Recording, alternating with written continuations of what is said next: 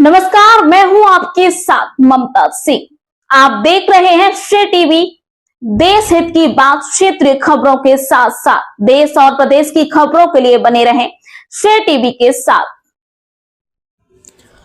रीवा से प्राकृतिक खेती का राष्ट्रीय संदेश। बसामन मामा गौ अभ्यारण्य में अमित शाह ने किया ऐतिहासिक शुभारंभ। प्राकृतिक खेती को लेकर देश भर के किसानों के लिए आज रीवा से एक बड़ा संदेश गया है। केंद्रीय गृह मंत्री श्री अमित शाह ने 25 दिसंबर को एक दिवसीय प्रवास के दौरान बसामन मामा गौ अभ्यारण्य पहुंचकर प्राकृतिक खेती प्रकल्प का विधिवत शुभारंभ किया। यह प्रकल्प केवल खेती नहीं बल्कि गौ सेवा, पर्यावरण संरक्षण और किसान समृद्धि का समन्वित मॉडल बनकर उभरा है। बसामन मामा गौ अभ्यारण्य में शुरू किए गए इस प्राकृतिक खेती प्रकल्प में परंपरागत बीजों का संरक्षण, गोबर और गौमूत्र से निर्मित जैविक खाद व कीटनाशक, अंतर्वर्तीय फसल प्रणाली, औषधि पौधों की खेती और फलोदान विकास को शामिल किया गया। केंद्रीय गृह मंत्री श्री अमित शाह ने प्रकल्प के विभिन्न मॉडलों का अवलोकन किया और इसे किसानों के लिए भविष्य की खेती बताया। इसके पश्चात गौ अभ्यारण्य के समीप आयोजित विशाल किसान सम्मेलन में केंद्रीय गृह मंत्री मुख्य अतिथि के रूप में शामिल हुए।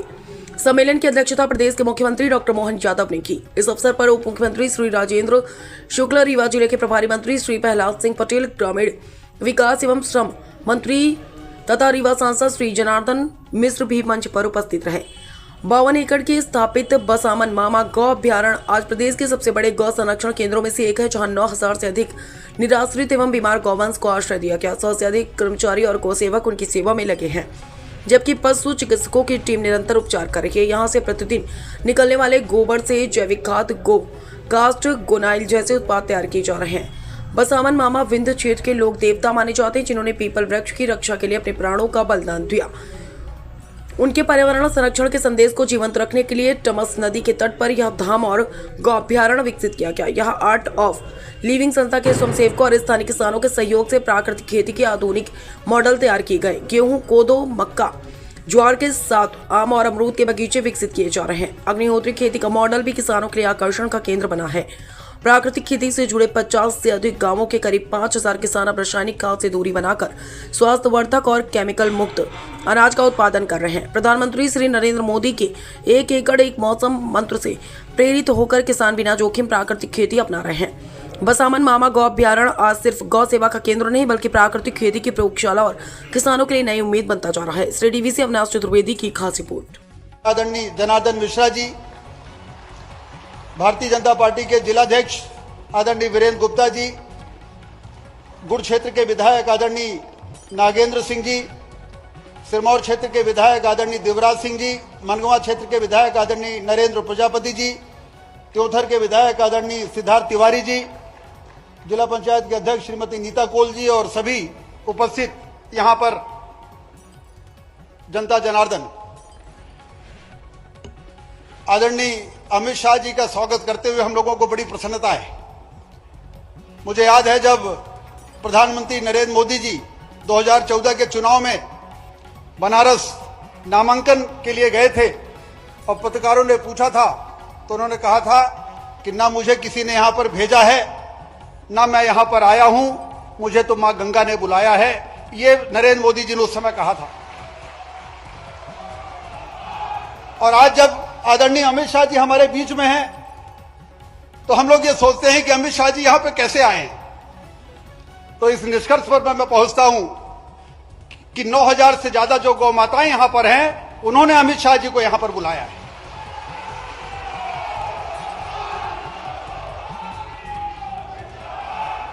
बेसहारा सड़कों में घूमती हुई गायें खेतों में जाएं, यदि गाय दूध देना बंद कर दे और खेतों में जाएं तो डंडा लेके लोग उनको भगाएं। जिसके शरीर में 33 करोड़ देवी देवताओं का वास होता हो, इस धरती में कोई ऐसा प्राणी नहीं है जिसके मलमूत्र को देख के लोग दूर नहीं भागते हो। अकेले गौमाता और गौवंश हैं जिनके मल और मूत्र की पूजा में जिसका उपयोग होता है। यदि इनके गोबर और गौमूत्र का उपयोग कर लिया जाए तो प्राकृतिक खेती में प्रधानमंत्री नरेंद्र मोदी जी कहते हैं कि हमारी ये विरासत है, हमारी संस्कृति है। पूरी खेती रासायनिक खादों से मत करो। यदि 50 एकड़ है तो 5 एकड़ में, 10 एकड़ की खेती है तो 1 एकड़ में, एक फसल में, एक मौसम में एक फसल। ये प्राकृतिक खेती का आह्वान जो प्रधानमंत्री नरेंद्र मोदी जी ने किया है वो भी गौ माताओं के गोबर और गौमूत्र से ही संभव हो सकता है। और इसलिए यहां पर तो आदरणीय गृह मंत्री जी को मैं बताना चाहता हूं कि शुरुआत तो हुई थी कि यहां पर गौओं का संरक्षण होगा और संवर्धन होगा, लेकिन जब हमने सोशल मीडिया में सुना कि अमित शाह जी भी ये कह रहे हैं कि मैं अपने जीवन का बाकी समय प्राकृतिक खेती के लिए दूंगा, तो मैंने फिर कहा कि ये गौवंशों के गोबर गौमूत्र से प्राकृतिक खेती का प्रकल्प यहां पर शुरू किया जाए, मास्टर ट्रेनर बुलाए जाएं, यहां के किसानों को ट्रेनिंग दी जाए, वो किसान भी मास्टर ट्रेनर बने और धीरे धीरे करके और इस क्षेत्र को प्राकृतिक खेती के मामले में हिंदुस्तान का नंबर 1 का जिला बनाने का काम हम लोग करें। तब जाके प्रधानमंत्री जी के आह्वान, क्योंकि समृद्धशाली भारत और शक्तिशाली भारत आत्मनिर्भर तभी होगा जब स्वस्थ नागरिक होंगे, हमारी धरती माता स्वस्थ होगी। और इसके लिए रासायनिक खादें डाल डाल के हम वहां पर जो सूक्ष्म जीव है उसको मार रहे हैं, लगातार मार रहे हैं, उनको जीवित करने की आवश्यकता, उनको बढ़ाने की आवश्यकता है। इसके लिए घन जीवामृत, जीवामृत, इस प्रकार के बीज अमृत, इस प्रकार की चीजों का उपयोग कैसे हो सकता है। यहां पर उपस्थित हजारों की संख्या में जो किसान हैं उनको आह्वान करने के लिए आदरणीय अमित शाह जी से बेहतर व्यक्ति कोई नहीं हो सकता था। और इसलिए आज आप यहां पर पधारे हैं, आपका स्वागत करते हुए हम लोगों को बहुत प्रसन्नता है। और आप ये मानिए कि आपका यहां पर आना, प्राकृतिक खेती और गौ सेवा और गौ संरक्षण, ये तमाम जो ये काम एक दूसरे से जुड़े हुए हैं, इसको एक नई ताकत मिलेगी, ये एक नई गति मिलेगी। हमारे किसान, जब से आपके आने की सूचना हुई है, लोगों में गौ संरक्षण क्या है, संवर्धन क्या है, उसका क्या महत्व है और प्राकृतिक खेती का क्या महत्व है, आने वाली पीढ़ी किस तरीके से। आज हम लोग, मैं स्वास्थ्य मंत्री हूं, अब जब स्वास्थ्य का परीक्षण होता है तो blood pressure, diabetes, fatty liver, इस प्रकार की जो बीमारियां फैलती जा रही हैं, उसको यदि रोकना है तो हमें किसी भी कीमत पर प्राकृतिक खेती को अपनाना पड़ेगा और उसको एक जन आंदोलन बनाना पड़ेगा। तब जाके हम आने वाले समय में जो समृद्धशाली और विकसित और आत्मनिर्भर भारत 2047 में प्रधानमंत्री नरेंद्र मोदी जी बनाना चाहते हैं, उसको लंबे समय तक कायम करेंगे और भारत विश्व गुरु के स्थान पर पहुंचकर दुनिया का नेतृत्व करेगा।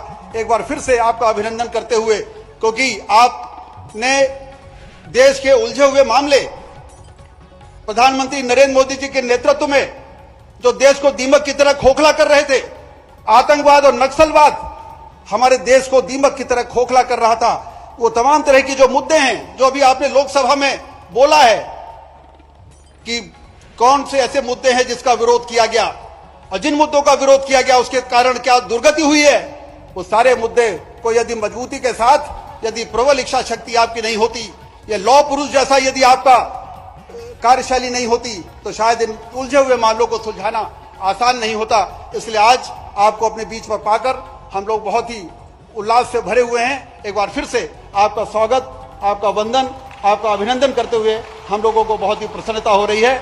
बहुत बहुत धन्यवाद। बोलिए भारत माता की। धन्यवाद।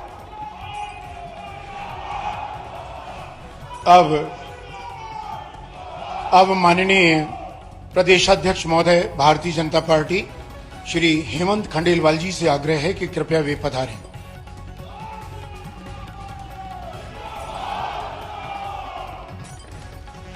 आज रीवा में सहकारिता और कृषक सम्मेलन के इस कार्यक्रम में उपस्थित हम सब के आदरणीय हमारे लोकप्रिय गृह मंत्री आदरणीय अमित शाह जी, हमारे लोकप्रिय मुख्यमंत्री मोहन यादव जी, आपके बिंद के लोकप्रिय हमारे उप मुख्यमंत्री राजेंद्र शुक्ल जी, प्रभारी मंत्री हमारे प्रहलाद पटेल जी, हमारे प्रभारी महेंद्र सिंह जी सहित हमारे सभी सांसद, विधायक और जनप्रतिनिधि, आज भाई और बहनों, ये बड़े सौभाग्य की बात है कि आज का दिन यहाँ सहकारिता और कृषक सम्मेलन हमारे कवि हृदय और राष्ट्र नायक अटल जी की जन्म जयंती पे हो रहा है। विंध्य की ये पावन धरा, यह विशाल कार्यक्रम जिसमें हमारे यशस्वी गृह मंत्री आज आए हैं। यह विंध्य की पावन धरती अटल जी की विचारधारा, राजभक्ति और सुशासन की साक्षी रही। यहाँ की माटी में आज भी उनके विचारों की गंध है और शब्दों की ऊर्जा और उनके सपनों की चेतना विद्यमान है। मैं आदरणीय मोहन यादव जी और को इस बात के लिए धन्यवाद देना चाहूंगा कि नरेंद्र मोदी जी के सानिध्य में सरकार की कृषि को लाभ और पर्यावरण के अनुकूल बनाने के लिए आप कई नवाचार कर रहे हैं। अमित शाह जी द्वारा प्राकृतिक खेती और प्रकल्प का उद्घाटन एक ऐसा ही प्रयास है जो किसानों को नई दिशा और नई सोच और नई संभावना की तरफ ले जाएगा। प्राकृतिक खेती को बढ़ावा देने के लिए केंद्र सरकार राष्ट्रीय प्राकृतिक खेती मिशन चला रहा है, जो हमारे सहकारिता मंत्री और गृह मंत्री आदरणीय अमित शाह जी के नेतृत्व में चल रहा है। आइए हम सब मिलके उस प्राकृतिक खेती को आगे बढ़ाएं जिसकी कल्पना हमारे देश के प्रधानमंत्री मोदी जी करते हैं। आने वाले समय में किसान भी समृद्ध हो, हम भी स्वस्थ रहे और अटल जी के सपनों को हम साकार करें। और इसलिए आज हमारे सबके प्रिय अमित शाह जी हमारे बीच में हैं। मध्य प्रदेश भारतीय जनता पार्टी का अध्यक्ष होने के नाते मध्य प्रदेश में इस पावन प्रकल्प के लिए आपके यहाँ आने का आपका धन्यवाद करता हूँ। उप मुख्यमंत्री राजेंद्र शुक्ल जी सहित पूरी टीम को इस सुंदर प्रकल्प के लिए बधाई देता हूँ और उम्मीद करता हूँ कि यह अलग प्रदेश के पूरे हिस्से में जाएगी। मैं अपनी बात समाप्त करने की इजाजत चाहूंगा। धन्यवाद। अब विनम्र आग्रह स्वीकार करें मध्य प्रदेश के मुख्यमंत्री माननीय डॉक्टर मोहन यादव जी।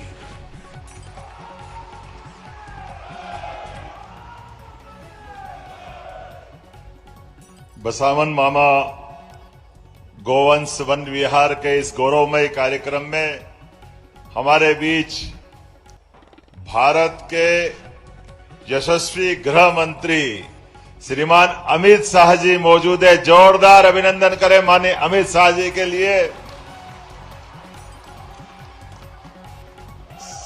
सच में हमारे बीच हमारे नेता मौजूद हैं और उनके प्रत्येक काम के मामले में कैसी कैसी रुचि है, कई मामलों में मुझे भी और नई जानकारी आती रहती।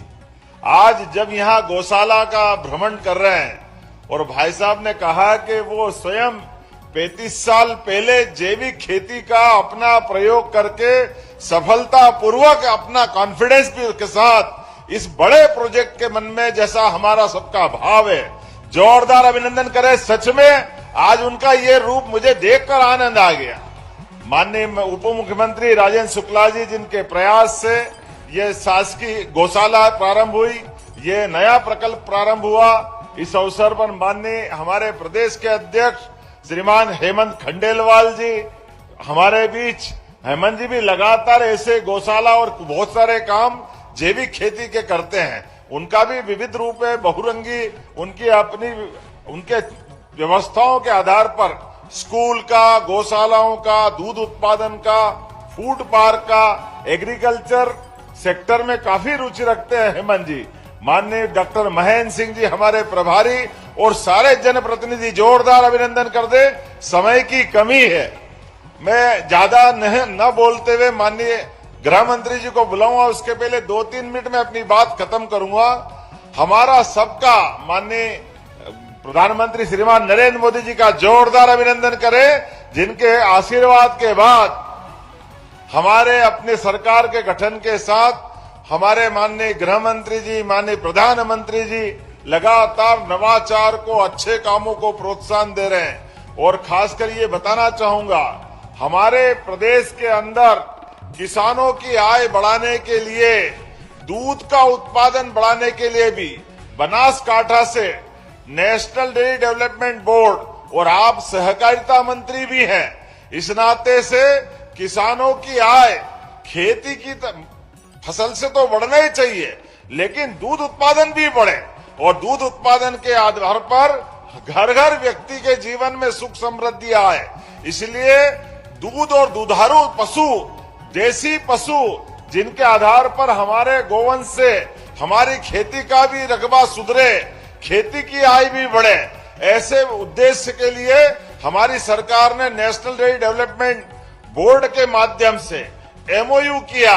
वो दूध उत्पादन में भी पशु जिनका दूध ज्यादा उत्पादन होता है ऐसे कई काम बढ़ा रहे हैं। जब हम गौशाला बढ़ा रहे हैं तो घर घर गोपाल, जिनके घर गाय वो गोपाल, इसलिए गोपाल कृष्ण भगवान की हमने प्रयास किया कि गौशालाओं के अलावा घर घर दूध का उत्पादन बढ़ाना चाहिए, उनको अपनी दूध की सही दाम मिलना चाहिए और उन्नत पशुओं की नस्ल घर घर पहुंचना चाहिए। इसलिए आपने कहा था पिछली बार 2024 दिसंबर में कि अभी राज्य में 9% दूध का उत्पादन होता देश के आधार पर, आपके आशीर्वाद से 5 साल में इसको 20% तक ले जाएंगे। 20% तक जोरदार अभिनंदन करें, ये बड़ा संकल्प है, लेकिन आपके आशीर्वाद से पूरा होने वाला है। 1 साल के अंदर पिछले साल तक राज्य में हम 9000 लीटर दूध का उत्पादन करवा रहे थे, लेकिन अभी अभी आंकड़ा आया है पशुपालन विभाग के द्वारा, अभी हमने 12000 लीटर दूध का प्रति दुग्ध संघ हमारे पास ये आंकड़ा आया है। 25% खरीदने के आधार पर बढ़ा है, लेकिन इसको 20% तक ले जाना है। और ये निराश्रित गौ माता है जिनमें 33 करोड़ देवी देवता का वास होता है, ये दर दर क्यों भटके? वास्तव में इसका सारा प्रबंधन करने के लिए हमने नगरीय निकायों में नगर पालिका, नगर निगम, नगर पंचायत प्रत्येक गौशाला को 20 रुपया प्रति गौमाता के बजाय 40 रुपया प्रति गौमाता करने का निर्णय किया है। ऐसे कई और निर्णय मैं बता सकता हूं, लेकिन आज समय की कमी है। आज तो मन आनंद से भरा हुआ है। अटल बिहारी वाजपेयी जी की जयंती है, जोरदार अभिनंदन करें अटल बिहारी वाजपेयी जी के लिए, जिनके कारण मध्य प्रदेश को गौरव हुआ, दुनिया का सबसे बड़ा लोकतंत्र गौरवान्वित हुआ और हमारी जनसंघ से लेकर भारतीय जनता पार्टी की यात्रा विश्व की सबसे बड़ी पार्टी माननीय अमित जी के नेतृत्व में आपके अध्यक्षीय कार्यकाल में हुई थी। तो मैं आज आपको केवल राज्य के 2 हिस्से, एक ग्वालियर में अटल जी के जन्म स्थान पर 2 लाख करोड़ से ज्यादा के अलग अलग प्रकार के उद्योग धंधों का भूमि पूजन किया और युवाओं को रोजगार दिलाने के लिए, गरीबों की जिंदगी बेहतर करने के लिए, किसान और महिला की जिंदगी बेहतर करने के लिए एक बड़े प्रोजेक्ट का वहां आपने शुभारंभ किया और यह गौशाला के अंदर हमको प्रोत्साहन देने आए। जोरदार अभिनंदन करें मध्य प्रदेश की धरती पर। मैं आपका स्वागत करता हूं, अभिनंदन करता हूं और लगातार आपका ये मार्गदर्शन मिलता रहेगा। इसी उम्मीद के साथ आपका लिए हमारे पास तो एक और बड़ा प्रोजेक्ट है। अगला वर्ष हमारा किसान कल्याण वर्ष है, कृषि उत्सव वर्ष के रूप में मनाने वाले हैं। माननीय भाई साहब, आपके मार्गदर्शन में मध्य प्रदेश सरकार अपने राज्य के किसानों की बेहतरी के लिए और बड़ा संकल्प करने वाली है। पुनः आपका वंदन, अभिनंदन। बोलिए भारत माता की।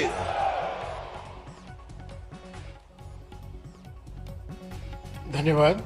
अब एक वीडियो फिल्म का प्रदर्शन होगा जिसका मूल विषय है बसामन मामा गौवंश वन्य विहार एवं प्राकृतिक खेती।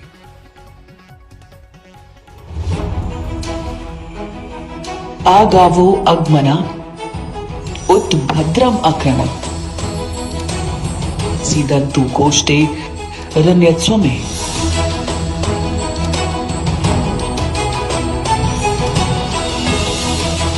हे गौ माताओं, आप सुखपूर्वक गौशालाओं में निवास करें और अपने अस्तित्व से हमारी समाज, हमारी कृषि और हमारे जीवन को समृद्धि प्रदान करें।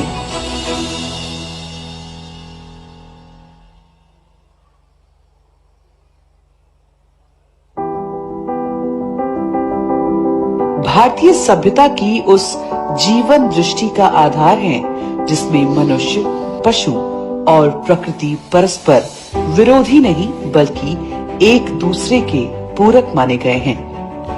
पौराणिक परंपरा से लेकर लोक आस्था तक भारत की चेतना में ये विश्वास सदैव स्पष्ट रहा है कि गौ संरक्षण और वन संरक्षण के बिना समाज का संतुलित, समरस और दीर्घकालिक विकास संभव नहीं है। आज जब निराश्रित गौवंश की बढ़ती संख्या, कृषि संकट, मिट्टी की घटती उर्वरता और पर्यावरणीय असंतुलन एक साथ हमारे सामने उपस्थित है, ये विचार पहले से कहीं अधिक प्रासंगिक हो जाता है। केवल रीवा जिले में ही अनुमानतः 1 लाख से अधिक गौवंश निराश्रित अवस्था में पाए जाते हैं। इन्हीं चुनौतियों को स्वीकार करते हुए मध्य प्रदेश के जिला रीवा के ग्राम पुरवा में भगवान बसामन मामा की पुण्य भूमि पर बसामन मामा गौवंश वन्य विहार की स्थापना की गई।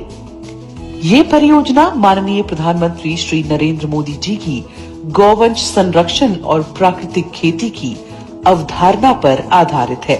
नेचुरल फार्मिंग भारत का अपना स्वदेशी विचार है। ये हमने कहीं से इंपोर्ट नहीं किया है, यानी हमारी ट्रेडिशन से जन्मा है।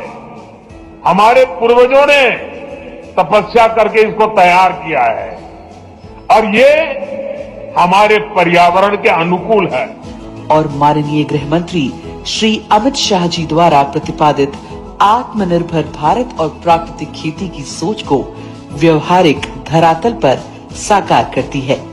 मैंने तो तय किया है मेरे बाकी का जीवन वेद, उपनिषद और प्राकृतिक खेती के लिए खर्च करूं।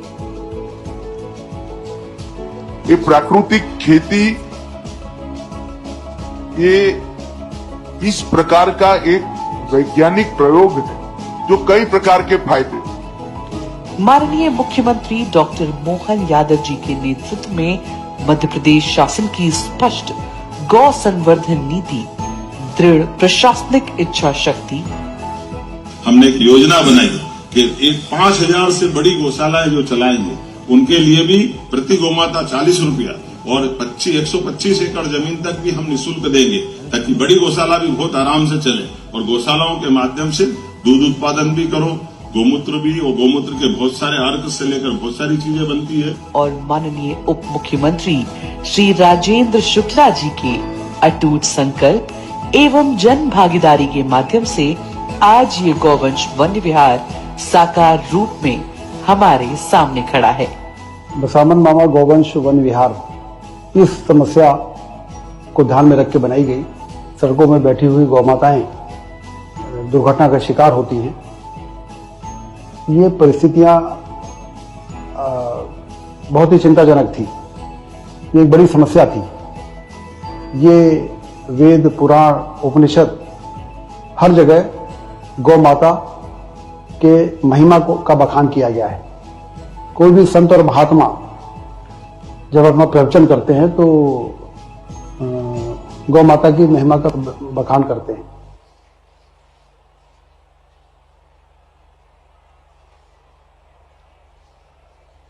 अब विनम्र निवेदन स्वीकार करें।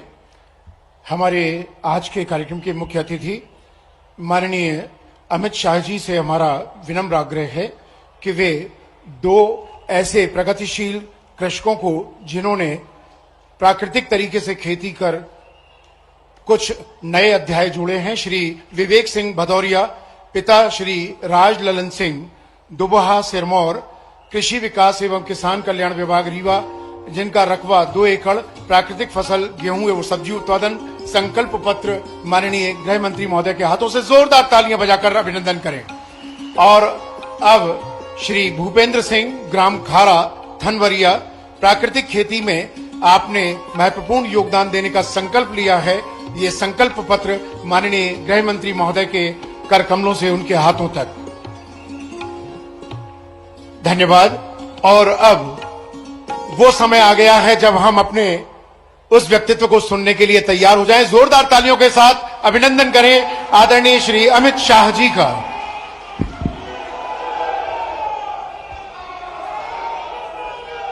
मेरे साथ बोलिए, भारत माता की। अरे भाई, विंध्य की धरती पर ऐसी आवाज क्यों है? दोनों हाथ उठाकर प्राकृतिक खेती और गौ संवर्धन के हमारे संकल्प को दृढ़ीभूत कर प्रचंड आवाज से बोलना है। दोनों हाथ उठाइए जरा,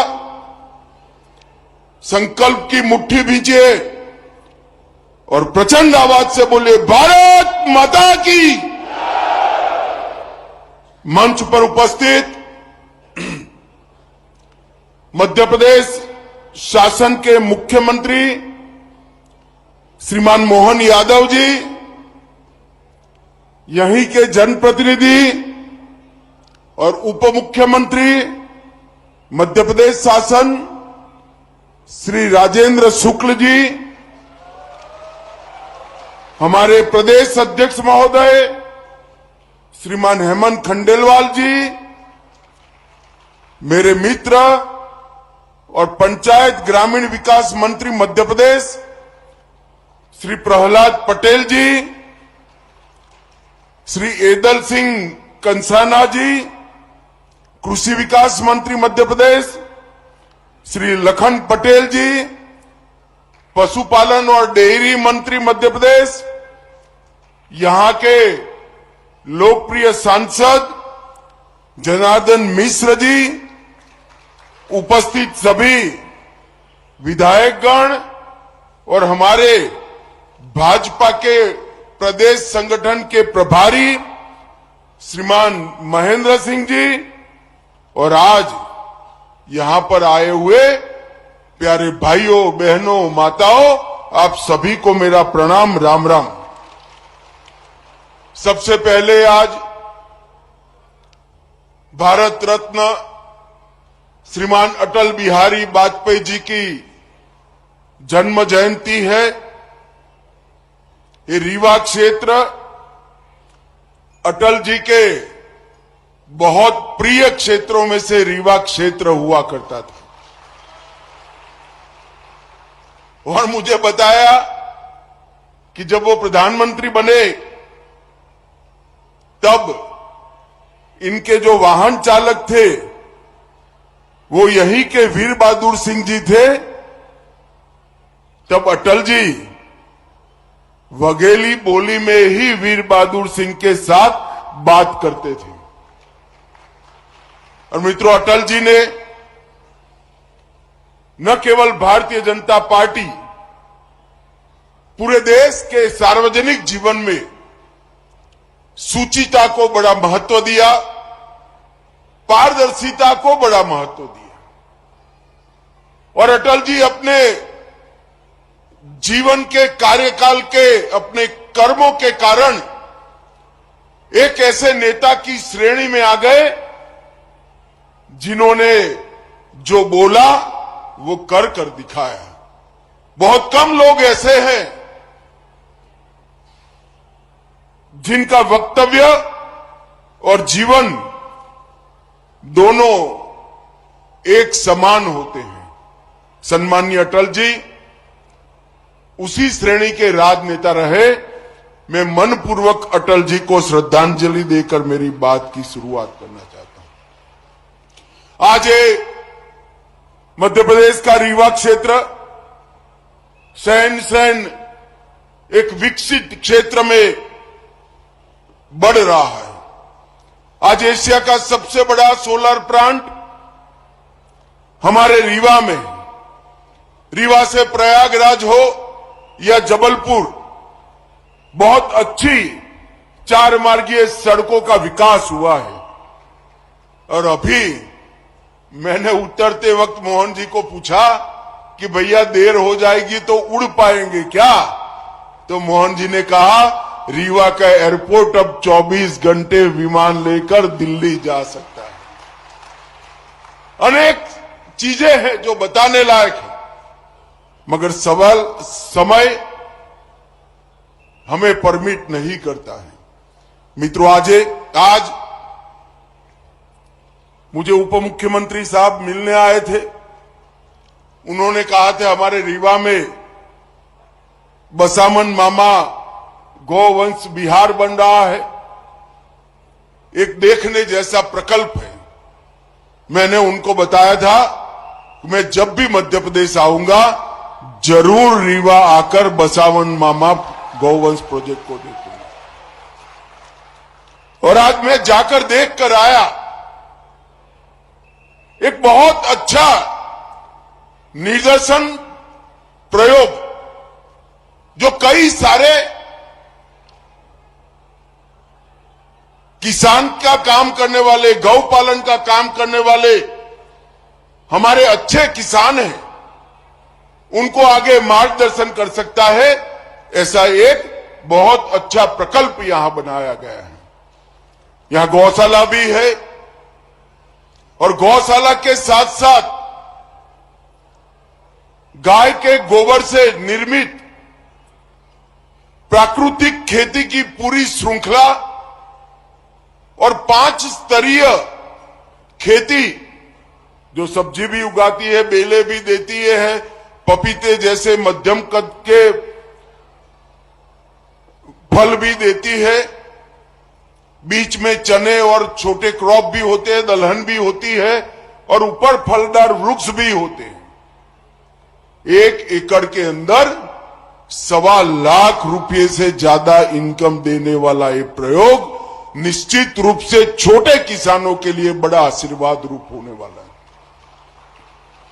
इसका आधा भी अगर रीवा के प्रगतिशील किसान अपने खेत में कर ले और एक का देखकर दूसरे, दूसरे से देखकर तीसरे, तीसरे से देखकर चौथे किसान तक ये ट्रांसफॉर्म हो जाए, तो रीवा की कृषि आय 2.5 गुना बढ़ने की क्षमता रखती है।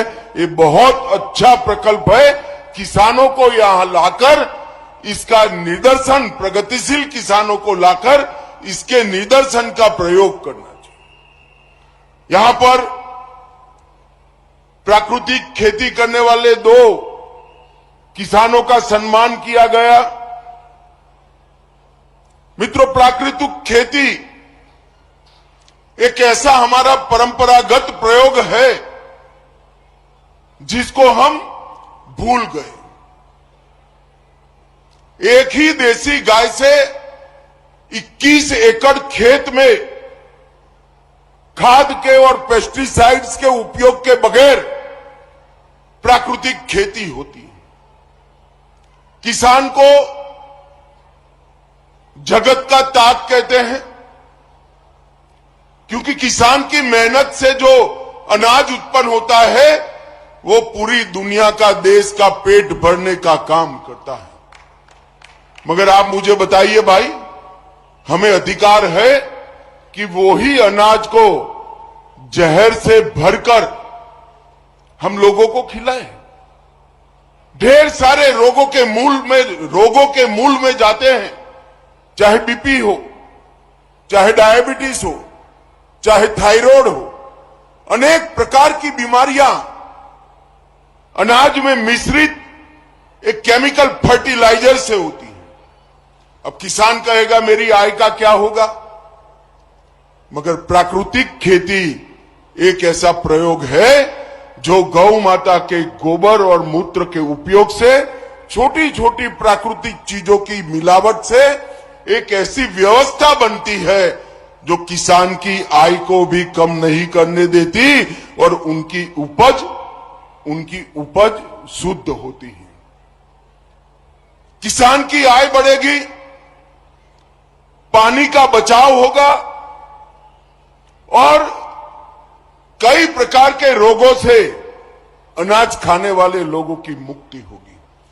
और ये एक्सपेरिमेंट अब छोटा मोटा नहीं है। देश के 40 लाख किसान प्राकृतिक खेती को अपना चुके हैं और ये सिद्ध हो चुका है। मैंने मेरे खुद के खेत में इसका एक्सपेरिमेंट किया है। इससे उत्पादन कम नहीं होता है, उत्पादन बढ़ता है। और मित्रों, जब प्राकृतिक खेती बढ़ने लगी तो विश्वास का संकट आया कि प्राकृतिक खेती का सर्टिफिकेशन कौन सा? ये प्राकृतिक अनाज, ऑर्गेनिक अनाज, इसका सर्टिफिकेशन कौन करेगा? नरेंद्र मोदी जी ने सहकारिता मंत्रालय के माध्यम से 2 बड़ी कोऑपरेटिव इसका काम कर रही है। जो प्राकृतिक खेती की उपज का सर्टिफिकेशन, लेबोरेटरी में विश्व के सबसे आधुनिक लेबोरेटरी में इसका परीक्षण, इसका पैकेजिंग, इसका मार्केटिंग और इसका एक्सपोर्ट करने की व्यवस्था की है। और आने वाले दिनों में देश भर में 400 से ज्यादा प्रयोगशालाएं किसान को सर्टिफिकेट देगी कि इसका खेत भी प्राकृतिक है और इसकी उपज भी प्राकृतिक है, जो किसान की आय को लगभग 1.5 गुना बढ़ाएगी। दुनिया भर में बहुत बड़ा बाजार है प्राकृतिक खेती का। पूरी दुनिया मान चुकी है कि ऑर्गेनिक अनाज खाने से, ऑर्गेनिक खाना खाने से स्वास्थ्य अच्छा रहता है। और दुनिया के बाजार में हमारे किसान का ऑर्गेनिक प्रोडक्ट अच्छे से पहुंच पाए, इसके लिए सर्टिफिकेशन चाहिए, साइंटिफिक टेस्टिंग चाहिए, पैकेजिंग आकर्षक चाहिए और मार्केटिंग की व्यवस्था चाहिए। तो भूमि परीक्षण से सर्टिफिकेशन देना, उपज का लेबोरेटरी में टेस्ट कर सत्यापन करना और आकर्षक पैकेजिंग और मार्केटिंग और एक्सपोर्ट के माध्यम से किसान की आय बढ़ाने के लिए हम आगे बढ़ रहे हैं। ऐसे छोटे छोटे लाखों निदर्शन फार्म इस मुहिम को आगे बढ़ाते हैं। हम जिस धरती को अपनी मां कहते हैं, इसको सीमेंट कंक्रीट जैसा बना देना कोई बेटे बेटी को शोभा नहीं देता। इसके प्राकृतिक तत्व को, इसके प्राकृतिक गुण को हमें संभाल कर रखना चाहिए। आज यहां पर 2 एक्सपेरिमेंट हुए हैं, निदर्शन फार्म भी बने हैं। मैं आशा करता हूं कि निदर्शन फार्म रीवा क्षेत्र के हजारों लाखों किसानों के लिए आने वाले दिन में मार्गदर्शन भी करेंगे, पथ प्रदर्शक भी बनेंगे। मित्रों, आज इन निदर्शन फार्म का नाम बसावन मामा के नाम से रखा है, जिन्होंने प्रकृति के लिए अपने प्राण दिए, पीपल के वृक्ष को बचाने के लिए पूरा जीवन खर्च किया। मैं आज हम सभी को, जो मंच पर बैठे हैं और सामने बैठे हैं, क्या हम तय कर सकते हैं कि हमारे गांव में यहां से जाकर अगली बारिश की मौसम में कम से कम 5 पीपल के वृक्ष बोकर बसावन मामा को हम श्रद्धांजलि देंगे क्या? पीपल के वृक्ष से प्रकृति की अनेक प्रकार से सेवा होती है। बोने वाले से 4 गुना आयुष्य वो वृक्ष का होता है। एक रूप से आपके जाने के बाद भी वो पीपल का वृक्ष आपको जिंदा रखेगा। और सबसे ज्यादा ऑक्सीजन का उत्सर्जन करने वाला कोई वृक्ष है तो ये पीपल का वृक्ष होते हैं। और ये पुण्य कार्य भी है।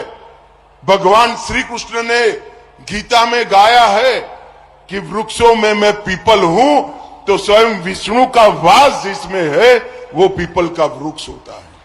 इसको कोई काटता भी नहीं है। इसलिए बोल दीजिए, अपने सर से बड़ा कर दीजिए, वो 200-300 साल तक धरती मां की, लोगों की और प्रकृति की सेवा करता रहेगा। हम सब आज बसावन मामा को श्रद्धांजलि देने के लिए 5 पीपल के वृक्ष बोकर अपने सर से बड़ा करने का संकल्प कर जाए।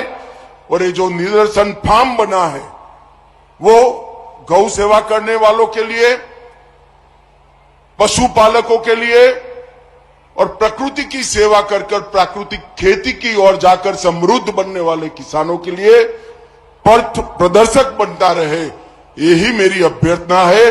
भारत माता की जय, वंदे मातरम।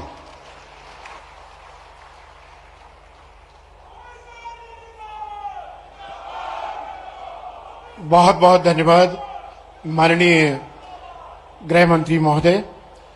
कार्यक्रम में हम हमारे समस्त अतिथि और अब यहां से प्रस्थान करेंगे। उसके पूर्व हम उनके प्रति कृतज्ञ भाव ज्ञापित करते हैं कि उन्होंने अपना बहुत बहुमूल्य समय हमारे बीच देकर हम सभी को कृतार्थ किया। धन्यवाद। जय हिंद।